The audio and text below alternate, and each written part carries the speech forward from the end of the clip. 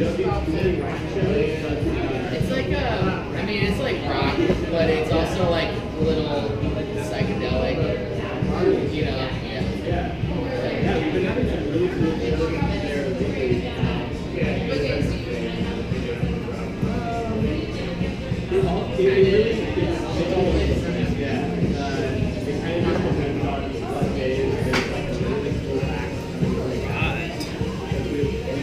Get back into it.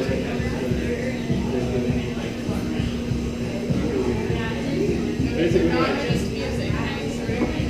Yeah, lots of performance art, lots of, and we're doing a lot of like lectures and stuff.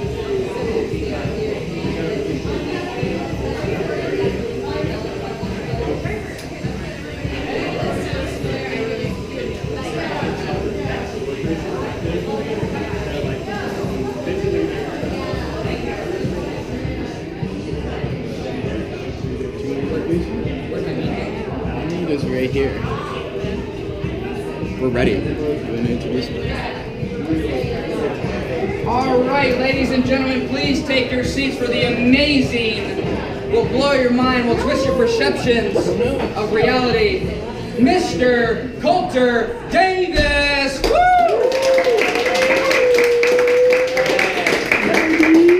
Hey, can I just give one of you guys a hand of applause, please? Put yourself together for you. Coming out tonight. Let's get another round of applause for Dom. That was great.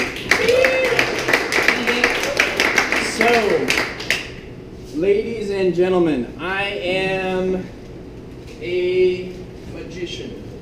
I do things with the mind is mainly my focus. Changes in mind is what I'm going for. So, ladies and gentlemen, I want to show you something that is very old. It's ancient. It's a form of magic that is rooted in alchemy. And in the ways in which it are rooted in alchemy, I will explain. The alchemy is rooted in the Eastern elements. So if I say the 5 elements, I'm sure you guys all have an idea of what I'm talking about. However, I'm going to elucidate for clarity. So if I start out with the spirit, the pneuma, or the breath, and if I have the fire, the archetypal energy, the pattern, the archetypal pattern and the energy, the air, the intellect, the rationale, and the logical thinking, and if I have the water, the emotions which are expressive, and the feelings which are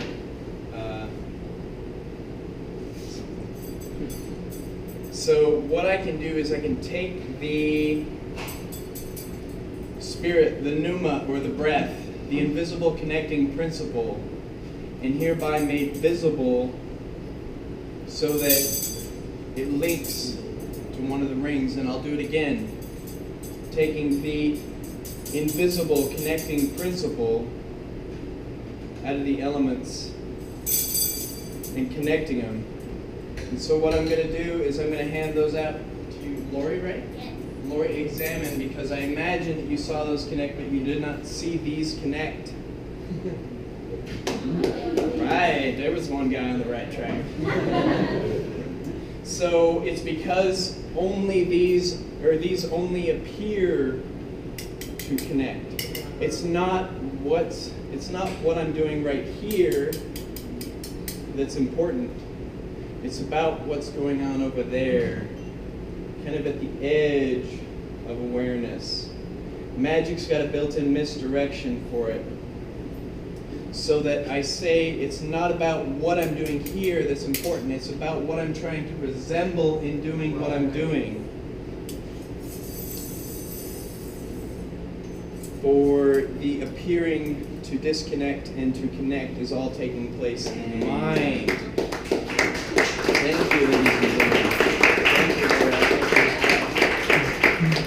So ladies and gentlemen, if I equivocate, which is a trick in philosophy that many people don't know about, if I say that I will link the rings and I go 1, 2, 3, you probably didn't expect these rings to link, but you probably expected these rings to link.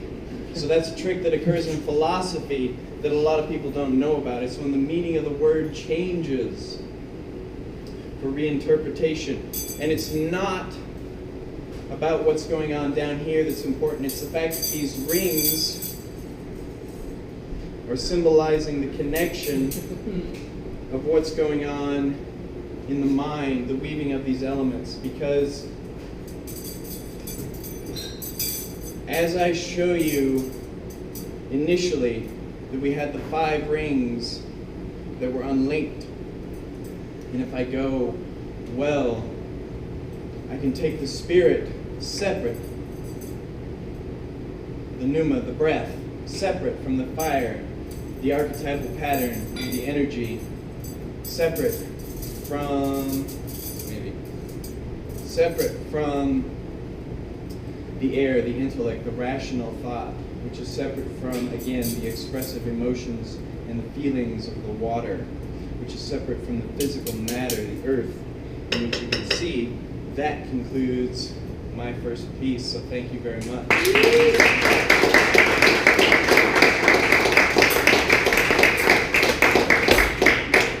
Hail the liquid courage. Hey. All right, so for my next piece, I need a volunteer. However, it's going to be, there's a couple of stipulations. First off, if you know me or are suspect that we arranged something before this show, actually, you know what I'm going to do? We're going to do this. We're going to do it entirely random. I'm going to just knot up this handkerchief a couple of times, and I'm going to throw it to one person, and that person is going to throw it to another person, and that second person will throw it to the third person. The third person that we choose, or that gets selected, will be the one who joins me on the stage. Now, before I invite you up here, I want to say a couple of things.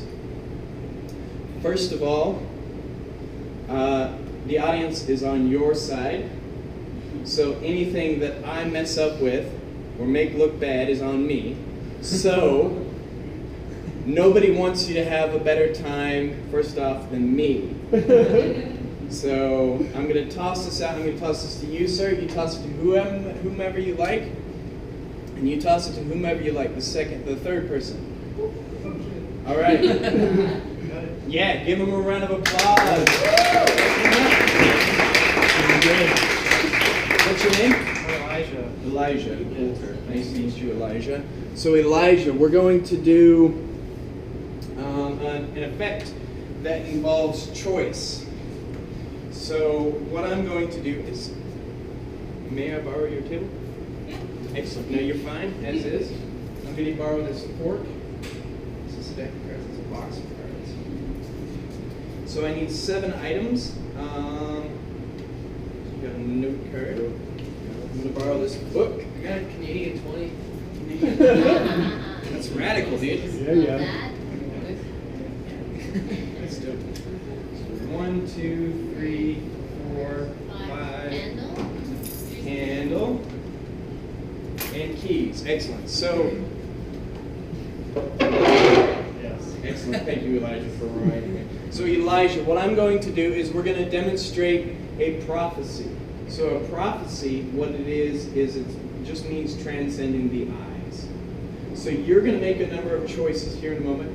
However, before this, I'm going to write down my prophecy, my attempt at a premonition of what I believe Elijah will choose. And to do that,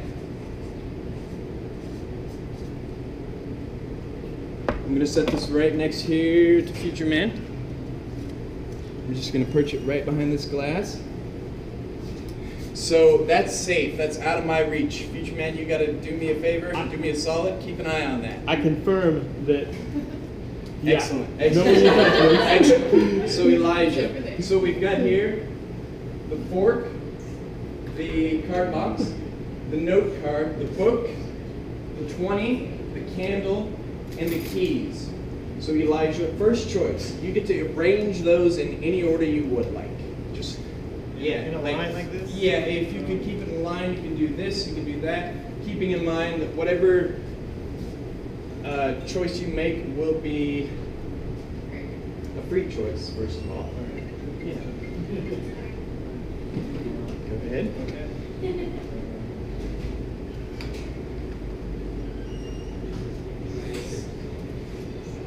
Nice.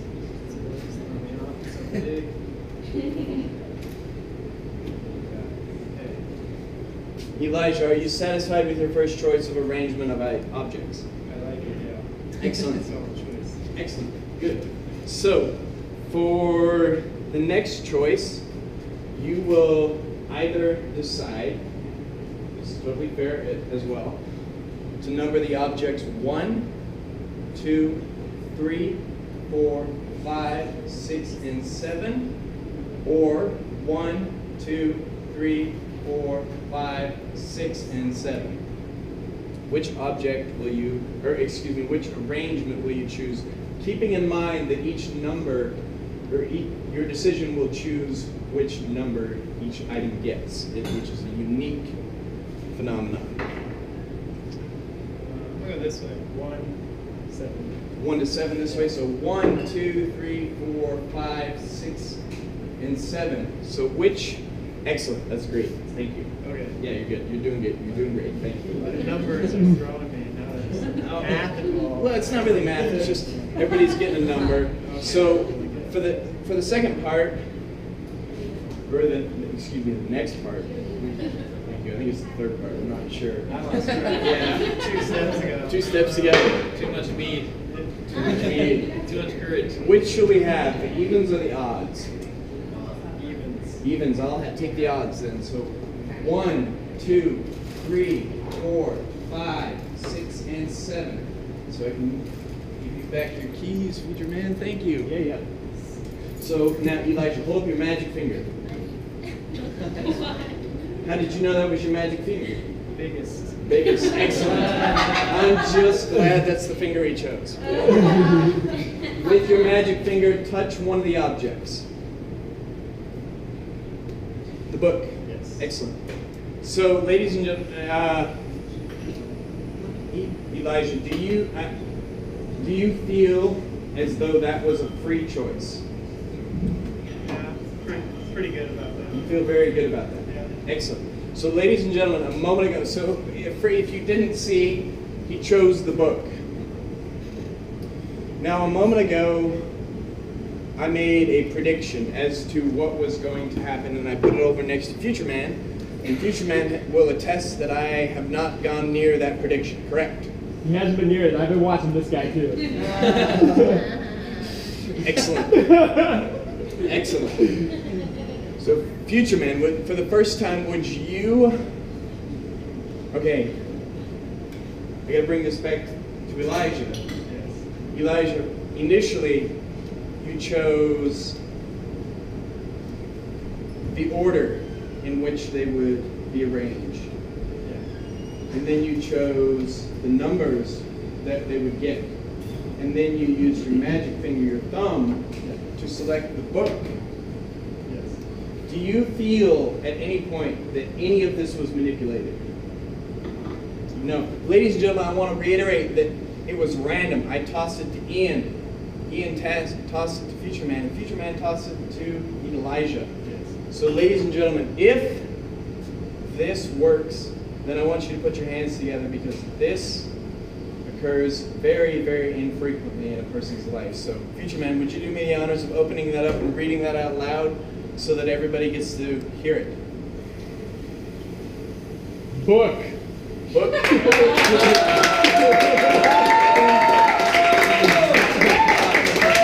Thank you.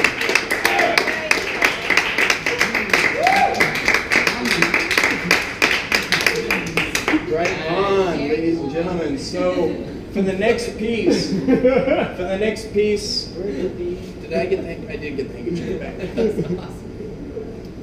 So we're going to do another selection. So Elijah, I'm going to toss it to you. Toss it to whomever you want, and the third person that it falls on, we will use for the effect. So whomever you like.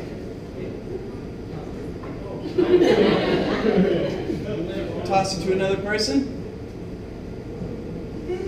Brian? Brian, you want to come up and help me out?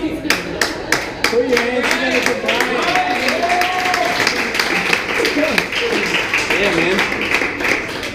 Right on, man. Brian, ladies and gentlemen, this is one of my coworkers, amongst which I have seen a number of my coworkers, and I'm really happy to see all of you guys here. I'm happy to see everybody here, I just want to say. It's really a wonderful day. Thanks, buddy. So, Brian, we're going to do something. Don't be whole.